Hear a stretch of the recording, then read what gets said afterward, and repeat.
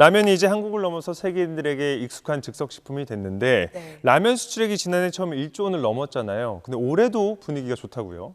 네, 지난달까지 올해 들어서 우리 라면 수출 3억 7,890만 달러를 기록했습니다. 4월까지 이미 우리 돈 5천억 원을 넘은 수준이라는 겁니다. 지난해 같은 기간보다 34% 넘게 늘었고요. 특히 미국으로의 수출은 1년 전보다 무려 83%가 늘었습니다.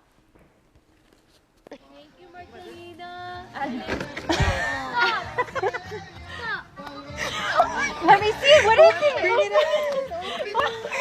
Ramen noodles. The way she died. 지난달 초에 미국에서 많이 쓰는 소셜미디어 앱 틱톡에 올라와서 지금까지 780만 좋아요를 받은 영상입니다. 이 어린 소녀가 생일 선물로 뭘 받으면 이 정도로 감격을 할 수 있을까 싶은데 다른 게 아니라 우리나라에서 수출한 라면 5개들이 한 팩이었습니다. 미국 월마트에서 6.88달러, 우리 돈으로 9,000원 좀 넘는 가격에 팔리고 있는 까르보 불닭 라면 5개들이 세트를 생일 선물로 받고 이렇게 좋아하고 있는 겁니다. 한 봉지에 1,800원이 좀 넘는 미국에서도 고가 라면에 속하는 상품인데요. 너무 인기가 좋다 보니 구하기 쉽지 않을 때가 많고 그래서 이렇게 생일 선물로까지 등장한다는 거죠.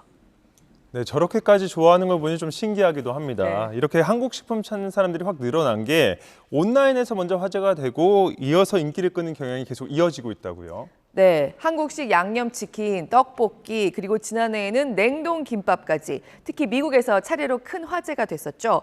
올해는 100% 국내에서 제조돼서 수출되는 불닭면, 그중에서도 까르보 불닭 라면입니다. 앞서 보신 소녀뿐만 아니라 미국의 유명 래퍼 카디비와 음식 인플루언서가 만든 영상을 비롯해서 온라인에 나 이거 먹어봤다 인증하는 영상들이 그야말로 넘쳐나고요. 결국 지난달 말에는 뉴욕타임스가 까르보 불닭 현상을 따로 분석하기도 했습니다. 비교적 최근에 상품화된 냉동 김밥과 달리 2017년부터 수출되던 상품이지만 최근 들어서 수요가 폭증했습니다. 불닭면 라인은 지난해 전 세계에서 9억 1천만 개, 6,800억 원 어치가 팔렸습니다. 한 번 사본 사람들의 재구매, 반복 구매 없이 이 정도 판매량은 어렵다는 게 제조사 얘기입니다. 한국 라면은 단일 국가 기준으로는 중국 다음으로 미국에서 가장 많이 팔리는데요. 지난해만 해도 세계 최대 라면 소비국인 중국으로 나가는 물량이 미국 수출량의 2배에 가까웠습니다.